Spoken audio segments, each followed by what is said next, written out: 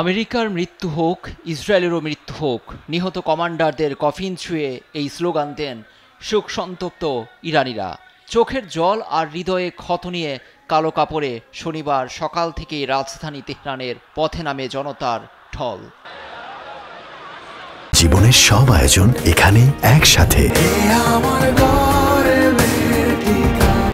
সম্প্রতি ইসরায়েলের অবৈধ হামলায় নিহত শীর্ষ সামরিক কর্মকর্তা ও পরমাণু বিজ্ঞানী সহ অন্তত ৬০ জনের জানাজা সকাল ৮টায় শুরু হয়। তেহরানের ইনকিলাব চত্বরে ইরানের পতাকায় বোড়ানো নিহত কমান্ডারদের প্রতিকৃতি সম্বলিত কফিন ঘিরে মানুষের চোখে মুখে হাহাকার।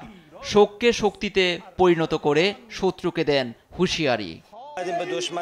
এখানে শত্রুকে কঠিন বার্তা দিতে এসেছি, আমরা ঐক্যবদ্ধ এবং দেশ ছেড়ে কোথাও যাব না। শহীদের রক্তের বদলা নিতে হবে আমাদের।